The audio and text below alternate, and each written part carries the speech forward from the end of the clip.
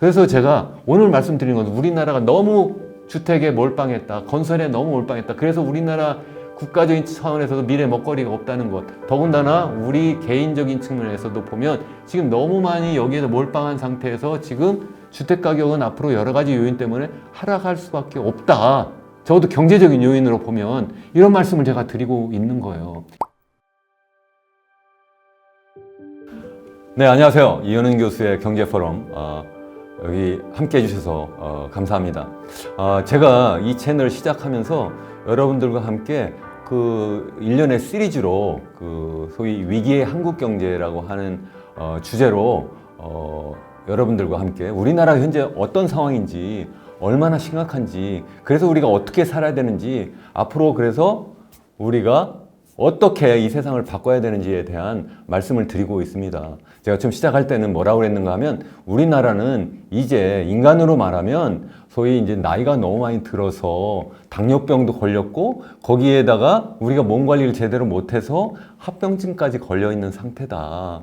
그래서 그 이유가 뭐 여러 가지 말씀드렸습니다. 좀 전에 말씀드린 것처럼 뭐 인구가 너무 늙어가고 있기 때문에 그렇다는 것도 있고, 또 그거 말고도 우리가 내부적으로 그동안 여러 가지 연구 개발 투자를 제대로 하지 못하고, 그래서 우리가 소위 기술 개발을 하고, 그리고 새로운 어떤 제품을 만들고, 또 더 나아가서 우리가 새로운 시장 개척하고 이런 것들 제대로 하지 못함으로 해서 국제적인 경쟁력이 계속 감소하고 있다, 이런 말씀도 드렸어요. 제가 지난번까지 그 두 가지, 인구 고령화 문제, 그리고 우리나라의 추락하고 있는 국제 경쟁력 문제를 말씀드렸는데, 오늘은 세 번째로 정말 우리나라가 왜 소위 당뇨 합병증에 걸리고 있는지에 대한 말씀을 보다 구체적으로 말씀드리려고 해요. 그건 다름이 아니라 제가 이 제목을 빚으로 지은 집이라고 했어요. 우리가 지난 수십 년 동안, 어쩌면 짧게는 지난 한 10년 동안 너무나 소위 얘기하는 주택, 부동산, 건설, 여기에 몰빵을 한 게 아닌가. 그것도 내 돈으로 하는 것이 아니라 빚을 내어서 집을 짓고 건설하고 그걸로 나의 부를 키우고, 더 나아가서 국가적으로도 그걸 가지고 경제를 일으키려고 하는 그러한 정책을 계속 써왔어요. 그런데 이제 그게 한계에 와 있다. 그러므로 해서 요즘 많이 얘기하잖아요. 이게 언제 터져도 이상하지 않다. 째깍째깍거리는 시한폭탄과 같다. 무엇이요? 다름이 아닌 우리의 부채가 그렇다는 거죠. 그래서 제가 제목을 빚으로 지은 집이라고 이렇게 말씀드렸는데, 이번에도 한 세 번의 이렇게 시리즈로 세 번의 그 영상으로 나누어서 말씀을 드리려고 합니다. 그래서 오늘 제일 첫 번째는 특별히 우리나라의 그 건설업, 그리고 더 나아가서 건설과 관련한 여러 가지 그 지표들을 보면서 우리가 지금 너무 지나친 상황이다 하는 말씀을 드리고요. 더 나아가서 그래서 앞으로 여러분이 제일 궁금해하시는 이 집값은 그래서 어떻게 될 건데, 이런 말씀도 제가 드리려고 합니다. 그런 다음에 더 그 다음 시리즈에서 집값은 정말 떨어질 수밖에 없는 여러 가지 이유도 말씀드리고, 그리고 마지막 세 번째 시리즈에는 우리나라가 그래서 이렇게 많이 그 쌓아 올린 이런 부채, 그 부채공학이라고 하는 우리나라가 앞으로 정말 어떻게 될 거냐, 그래서 국가적으로는 어떻게 해야 되고 개인은 또 어떻게 해야 될 것인지, 이러한 문제를 여러분들과 함께 말씀을 나누려고 합니다. 여러분 정말 끝까지 시청해 주시고 여러분과 함께 이 사회 문제를 같이 고민해 보고, 그래서 우리 개인은 어떻게 살아야 될지 한번 같이 고민해 보면 좋겠습니다. 여러분의 동참이 사회를 바꿉니다. 자, 그럼 시작을 하겠습니다.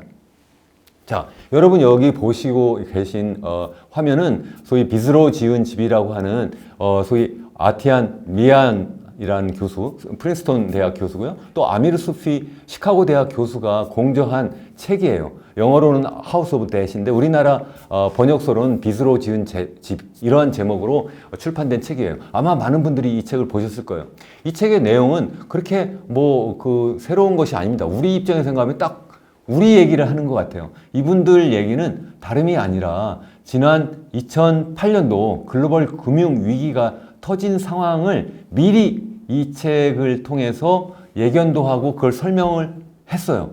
그 무슨 말씀이냐 하면, 이 사람들이 봤을 때, 이 경제학자들이 봤을 때 너무나 지나치게 부채를 일으켜서, 가계가 레버리지를 일으켜서 그걸 가지고 계속 집을 구매를 하게 되면서 이게 서로 밴드 웨이건 효과, 그러니까 서로 군집 효과가 나타나서 너도 나도 빚을 내서 집을 사게 되고, 그러니까 집값은 더 올라가게 되고, 그러니까 다시 또 더 많은 사람이 빚을 내서 집을 사게 되고, 그게 신용이 좋은 사람뿐만 아니라 신용이 좋지 않은 사람까지도 계속 그렇게 하게 되면서 결국은 서프라임 모기지 사태가 나왔다. 그 과정에서 소위 금융감독기관, 정부는 어떤 일을 했느냐? 정부는 거의 손 놓고 있었던 거예요. 어떻게 보면 정부는 그 당시에 부시 행정부 때인데 그냥 개인들이 집을 갖고 있는 것은 좋은 일이다 해서 계속 개인들이 집을 살 수 있도록 계속 도리어 여러 가지 그러한 정책을 썼어요. 마치 우리나라랑 너무 비슷한 상황이라는 거죠.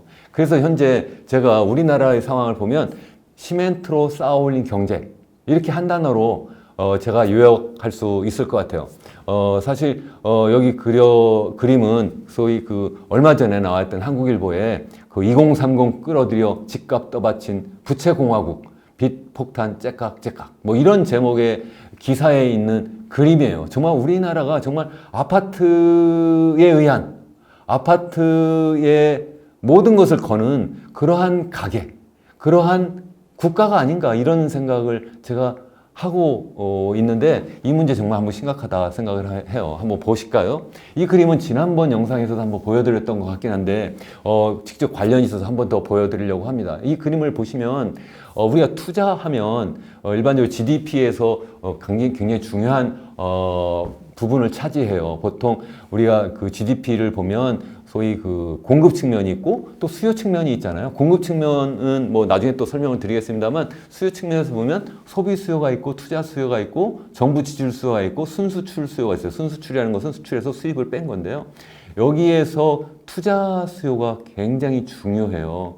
왜냐하면 그 나라의 미래 먹거리는 투자에서 나오거든요. 특별히 그 투자는 주로 설비 투자, 그러니까 새로운 기계를 확충한다든가 아니면은 R&D 투자, 그렇게 하면서 기존의 상품을 보다 효율적으로 생산하는 그러한 기술을 개발한다든가 아니면 새로운 제품을 만들어내는 그러한 기술을 개발한다든가, 이런 것들이 너무 중요해요. 그래서 건설 투자가 어쩌면 그 GDP에서 가장 중요한, 그 나라의 경쟁력을 만들어내는, 그 나라의 미래 먹거리를 만들어내는 굉장히 중요한 그러한 수요 부문이라고 할 수 있어요. 그런데 그 속에 보면 좀 전에 말씀드린 그 소위 얘기하는 설비 투자 그리고 R&D 투자 말고 또 하나의 투자가 있는데 그게 바로 뭐냐 하면 건설 투자예요.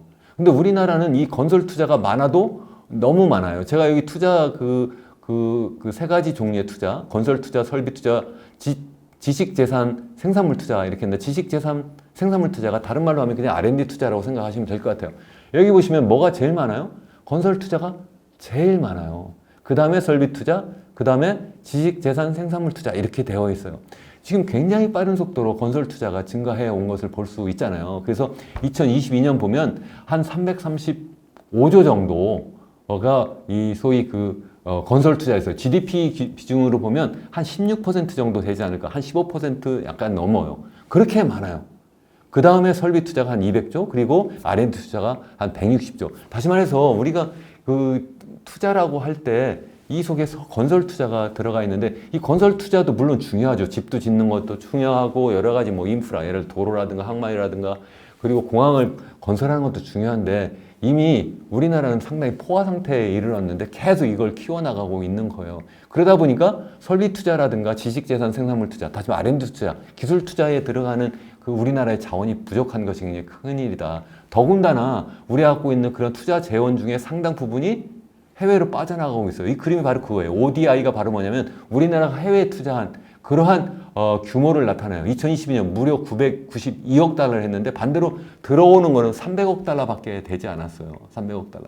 그것도 그나마 이게 외국 기업이 우리나라의 기업을 사거나 아니면 새로운 기업을 만드는 것도 있지만 우리나라에 부동산 투자하는 것도 여기에 잡혀 있어요. 사실은. 그런 것들도 굉장히 문제이기도 한데 나중에 다시 또 말씀을 드리겠습니다. 그래서 다시 말씀드리면 우리가 너무 건설 투자에 몰빵하고 또 뿐만 아니라 우리가 국내 투자 아니라 해외 투자 재원을 자꾸 빠져나가게 하는 그러한 상황에서 미래 먹거리를 만들어낼 수 있겠느냐, 이런 것이 굉장히 큰 문제다. 이건 국가적인 차원인데 개인적인 차원에서도 보면 전체 가계 자산 중에 100이라고 하면 무려 75%가 다 어디가 있는가 하면 부동산이에요. 여러분도 한번 생각해 보세요. 여러분 자산이 예를 들어서 10억이 있으면 10억 중에 여러분 갖고 계신 집에 거의 대부분 차지하고 있지 않나요? 실제 여러 가지 뭐 금융자산이라든가 이런 쪽에는 우리나라는 이게 한 10% 남짓밖에 되지 않아요. 75% 정도가 다 어디에 가 있느냐? 내가 그냥 누워있는 이 집이에요, 집. 만약 이 집값이 만약 떨어지기만 하면 나의 자산 가치가 훅 떨어져가지고 저는 엄청난 충격을 받을 수 있거든요. 이와 비슷한 나라가 하나 더 있는데 그게 어디냐면 중국이에요. 중국은 전체 가계 자산 중에 한 65%가 부동산 비중이에요. 요즘에 여러분 많이 들으셨을 거예요. 중국 굉장히 위험하다. 지금 위기 상황이다. 왜 그래요? 2021년부터 시작해가지고 부동산 경기가 확 꺼지면서 이게 지금 소위 얘기하는 가계들의 자산 가치가 크게 떨어지고 또 뿐만 아니라 거기도 이 건설업에 몰빵을 했는데 그 건설업에 있는 그러한 여러 가지 소위 얘기하는 그 회사들 뭐 개발업자라든가 아니면 건축업 그러한 기업들이 무너져 내리고 있잖아요. 뭐 비구 위안이라든가 헝다라든가 완다라든가 여러분들 많이 들어보셨을 거예요. 그러면서 그 나라가 지금 휘청거리고 있는데 우리나라도 사실은 남의 중국 얘기할 게 없어요. 제가 중국 경제를 제가 연구하다 보면 한국이 더 심각하다. 이게 머무든 개가 뭐를 나무라는 그러한 경인 것 같다는 생각이 들어요. 이에 비해서 뭐 미국이나 아니면 일본 제가 예를 여기 하나 들었는데 한 37%밖에 되지 않아요. 뭐가? 전체 가계 자산 중에 부동산에 차지하는 것은 그거밖에 안 돼요. 예전에는 물론 1990년 일본의 그 소위 그 부동산 버블이 꺼지기 전만 해도 일본도 굉장히 많았거든요. 그래도 우리나라만큼 많지는 않은데 어쨌든 그게 이제 꺼져서 그렇다 하는 말씀이에요. 그러다 보니까 이게 무슨 문제냐? 뭐 그럴 수도 있지. 첫 번째는 좀 전에 말씀드린 것처럼 우리의 자원이라는 게 한정이 되어 있잖아요. 근데 이 자원이 이게 그냥 설비 투자라든가 아니면 R&D 투자로 가서 미래 먹거리를 만들어야 되는데 그렇지 못하다. 또 뿐만 아니라 이게 계속 소위 부동산 쪽에 계속 서로 막 그 소위 투자를 넘어서 뭐 투기하는 이러한 상황이 막 되면서 부동산 가격이 계속 띄워요. 주택 가격이 계속 띄우면서 어때요? 모든 사람이 집을 갖고 있나요? 아니잖아요. 또 집을 갖고 있어도 지방에 갖고 있는 사람도 있고 서울 그것도 강남 노른자 땅에 갖고 있는 사람도 있잖아요. 이러면서 이 소위 얘기하는 집값, 아파트 가격이 엄청나게 격차가 나타나요. 그러다 보니까 있는 사람과 없는 사람 또 있어도 서울이냐 강남이냐 아니면 어디 지방 어디냐에 따라서 이게 부의 불평등이 너무 심각하게 나타나는 거예요. 이게 사회적으로 엄청난 문제다. 또 뿐만 아니라 지난번 아주 제가 자세히 말씀드렸잖아요. 우리나라의 합계 출산율이 전 세계에서 가장 낮다. 낮아도 너무 낮다. 연구 대상이다. 우리나라 소멸한다. 이래서 큰일 났다. 근데 이 중요한 원인 중에 하나가 뭐였어요? 너무 높은 주택 가격이잖아요. 이 주택 가격 이게 왜 그래요? 우리나라가 너무 이 소위 얘기하는 건설, 주택에 몰빵해서 그렇다는 거예요. 또 뿐만 아니라 이 가계부채가 계속 커지니까 어때요? 예? 이게 특히 영끌이한 사람들. 이게 지금 전체 내가 예를 들어서 5천만 원이 내 가계소득인데 한 절반이 그 집을 사느라고 내가 일으킨 그 레버리지, 부채 때문에 그 부채 그 소위 얘기하는 원금 이자를 갚는 데 쓰면 내가 어떻게 소비를 해요? 요즘 경기가 왜 나빠지나요? 이게 바로 우리나라가 너무 그동안 이 소위 얘기하는 주택, 건설 여기에 몰빵하면서 전 국민이 소위 얘기하는 빚쟁이가 돼버린 거예요. 그런 상황에서 최근에 약간 소위 얘기하는 주택 가격이 이제 약간 조정 국면에 들어간다 하락하니까 여기에 이제 물려버린 거죠. 그러다 보니까 지금 이 건설 경기 더 나가서 전반적인 경기가 다 나빠지고 있는 상황이라는 거예요. 이게 그냥 이렇게만 되면 좋은데 문제는 여기에서 뭐 중국이 크게 무너졌거나 아니면은 미국에서도 이게 계속 고금리 상황이 돼가지고 요새 뭐 여러 가지 상업용 빌딩들 상업용 부동산이 지금 위태위태 하잖아요. 그래가지고 여러 가지 금융기관이 다시 또 여러 가지 지금 뭐 주가가 떨어지고 그래서 지금 위기 상황으로 갈 수 있다 이런 염려를 하고 있는데 만약 그런 상황이 돼버리면 이게 우리나라의 금융 시스템의 전반적인 위기를 가져온 아주 중요한 그러한 시한폭탄의 역할, 뇌관의 역할을 한다는 거예요. 이게 정말 심각한 문제다. 그러면 뭐 그렇게 물어보실 수 있잖아요. 우리나라 집값? 그래, 정말 비싼 거야? 한번 제가 볼까요? 우리나라 여기 보세요. 지난 20년 동안 우리 서울, 특별히 서울이 정말 집값을 끌고 가니까 너무 비싸니까 한번 서울 집값만 가지고 한번 볼까요? 여기 보시면 이 중앙일보의 최근 기사에 나온 그런 그래픽인데 2000년, 지난 20년 동안 집값이 어떻게 변했나 보세요. 이 지수로 나타난 건데 2022년 10월이 100이에요. 그렇게 보면 2000년에 얼마냐면 20 남짓이었어요. 이게 무슨 뜻이에요? 20년 동안 무려 5배 가까이 오른 거예요. 집값이. 20년 동안 5배 그거 뭐 대단해. 이게 문제는 이게 이 서울 전체 평균이에요. 그 중에서도 이게 보면 노른자 땅에 있는 소위 얘기하는 뭐 강남 이런 지역은 이거보다도 훨씬 더 많이 올랐죠. 또 하나의 특징은 뭐냐면 여기 보세요. 여기부터 이렇게 급격하게 올랐죠. 이게 한 2, 3년 동안은 오르지 않았어요. 도리어 이게 2010년 초반에 떨어졌어요. 그런 때가 있었어요. 이게 언제 올랐냐? 중반을 지나서 2017년부터 이게 막 급격히 막 올랐어요. 이게 얼마나 빨리 올랐냐? 이건 그냥 이 지수로 나타나서 이게 뭐 한 2배 정도 오른 걸로 이렇게 보이는데 사실 2배가 아니라 실제 집을 보면 강남 이런 데 보면 한 3배 정도 올랐어요. 그러다 최근에 좀 떨어진 듯하긴 한데 그게 정말 떨어졌는지 두고 볼 일이다. 그래서 보통 3.3제곱미터 우리가 평당으로 따져보면 여기 다시 또 이게 그림으로 나타나는데 2017년 이후에 얼마나 빠르게 상승했는지 이렇게 볼 수가 있는 거죠. 그래서 이게 평당 이게 서울 같은 경우에 한 4천만 원 정도까지 이게 올랐는데 이게 2017년에 이게 한 2천만 원 남짓었다가 이게 2배 이상 올라버린 거예요. 이게 말이 됩니까? 한 5년 만에 이렇게 2배 오르는 게?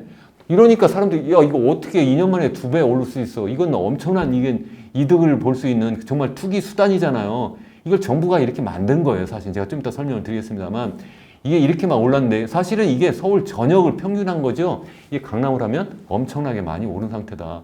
이거 더군다나 이 PIR로 봐도 이게 엄청나게 빠르게 막 올랐다. PIR 하면 뭐 우리 Price to Income Ratio 이렇게 해가지고 보통 주택 가격을 얘기하는데 얼마나 빠르게 올랐는지 뭐 보여주는 건데요. 굉장히 뭐 그래서 보통 지금 현재 전체 가구 수속은 한 6,500만 원 정도 되는데 뭐 주택 가격은 한 8억 4천 정도 돼가지고 서울 같은 경우는 PIR이 한 13 정도 된다. 한 평균적인 가게가 평균적인 주택을 구매할 때 한 13년 걸린다. 먹지도 않고 입지도 않고 쓰지 않고. 근데 이건 말이 안 되는 거죠. 13년.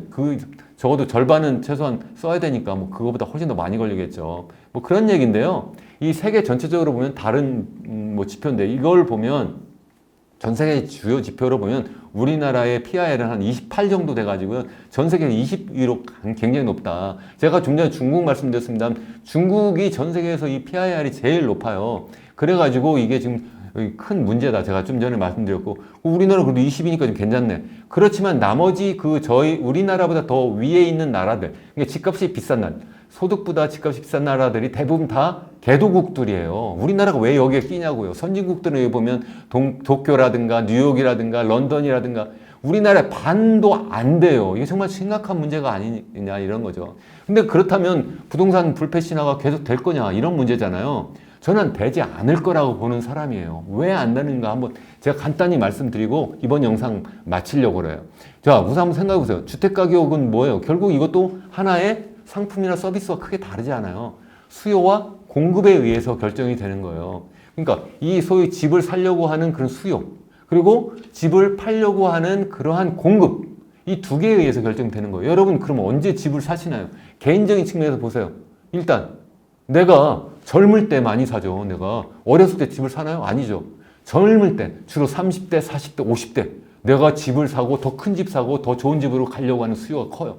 또 하나는 뭐예요? 내가 막 소득이 막 늘어날 때 직장을 구하고 더 좋은 직장으로 하고 내 소득이 막 늘어날 때 하죠. 또 하나는 뭐예요? 내가 쉽게 싸게 돈을 빌릴 수 있을 때. 왜냐면 내 돈 전체를 가지고 하지 않으니까. 이런 거잖아요. 이거 개인이 그러니까 국가 전체적으로도 똑같아요. 어때요?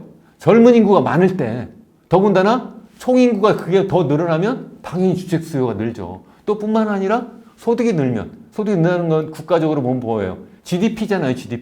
GDP가 빨리 증가하면 주택 수요가 늘어나죠. 또 하나는 뭐예요? 금리가 낮으면 그러면 또 주택 수요가 늘어나죠.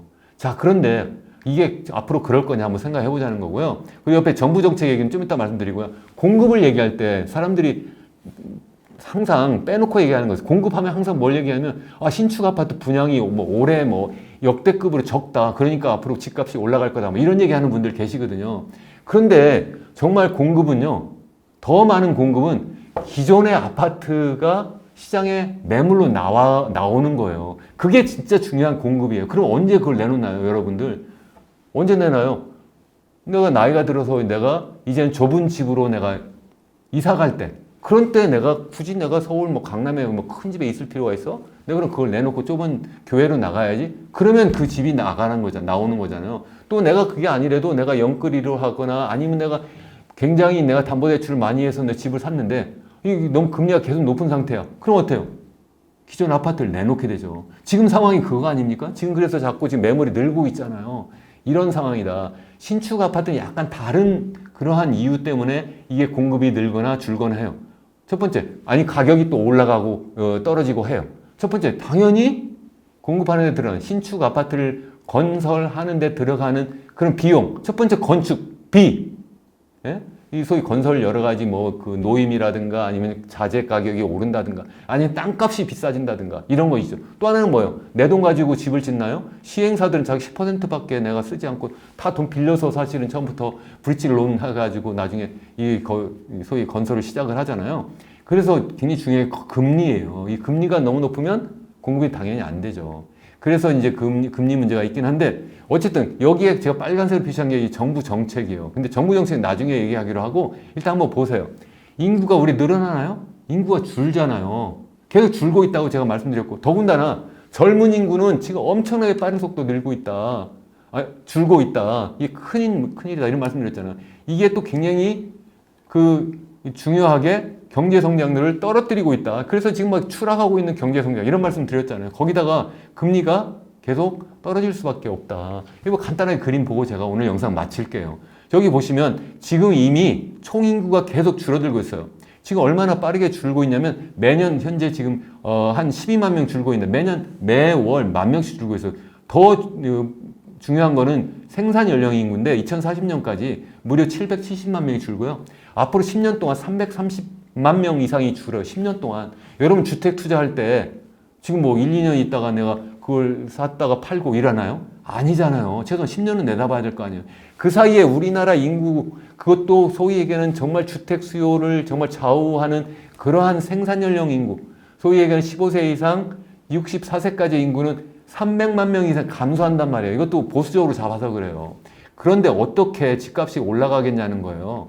그리고 다시 말씀드려요. 총인구가 줄어서 주택 수요 감소하고 생산인구가 줄어서 주택 수요 감소하고 더군다나 이게 장기적으로 경제 성장을 위축시켜서 주택 수요를 감소시킨다. 더군다나 자꾸 총인구가 줄어드니까 사망하게 되면 내가 돌아가시면 그러면 어떻게 해요? 갖고 있는 집을 내놓게 되잖아요. 그래서 이게 또 주택 공급은 또 늘어난다. 그래서 주택 가격이 떨어질 수밖에 없고 그리고 경제 성장률은 계속 떨어지고 있다. 제가 말씀드렸고 더군다나 앞으로도 이게 한국은행 그 추계인데 계속 떨어져 가지고 2040년 되면 이게 1% 수준으로 0% 수준으로 갈 거다. 그 40년 중반 되면 아예 0% 밑으로도 떨어질 수 있다. 이게 이렇게 떨어지는데 어떻게 집값이 올라갈 수 있겠냐는 거예요. 더군다나 금리 문제인데 제가 이거는 나중에 미국 경제에 대해서 제가 구체적으로 말씀드릴 텐데 금리는 계속 높아질 수밖에 없어요. 일부 뭐 올해 뭐 한 3번 정도 금리를 현재 기준금리가 5.5%인데 뭐 한 3번 정도 이렇게 뭐 떨어질 수 있습니다. 그것도 후반에 가서 그리고 또 더 많이 떨어질 수 있는데 이거는 뭐 경기가 뭐 갑자기 뭐 미국도 엄청나게 나빠져가지고 그래서 그걸 부양하기 위해서 하지 않는 한 고금리가 계속 갈 수밖에 없는 여러 가지 이유가 있어요. 그게 물가가 높은 상황이 계속 유지될 거라는 건데요. 그 이유가 우리가 한때 즐겼던 세계화 정말 많이 얘기하잖아요. 탈세계화. 더군다나 미국과 중국 간의 패권 경쟁. 한때는 중국이 전 세계에서 가장 싼 물건을 그냥 막 공급한 거예요. 헐값으로. 이제는 막 패권 경쟁하면서 미국이 중국으로부터 수입을 안 하려고 그래요. 그래서 지난해 드디어 중국이 미국으로 제일 많은 수출을 하는 나라인데 이제 멕시코한테 밀렸어요. 그런 상황에서 계속 그 물가는 높을 수밖에 없는 상황이고 더군다나 이제는 화석연료가 아니라 탈탄소 소위 재생에너지로 바꾸게 될 수밖에 없는데 그래 아무래도 에너지 값이 더 많이 들어서 또 물가를 높일 수밖에 없고 또 온라인 쇼핑이 굉장히 2000년대 이후 확산돼서 이게 물가를 낮췄는데 이게 이제 어느 정도 포화 상태가 아니냐. 우리나라도 한번 보세요. 지금 뭐 쿠팡부터 시작해가지고 뭐 미국 같은 아마존 이런 것들이 이제는 거의 다 깔려 있잖아요. 이게 더 확산돼가지고 온라인 쇼핑 때문에 이게 그 가격을 더 떨어뜨리는 그러한 기능을 하지 못할 거다. 어쨌든 이런 이유 때문에 결국은 주택 가격을 하락시킬 수밖에 없다. 특히 고금리가 주택 가격 하락시키는 이유는 뭐예요?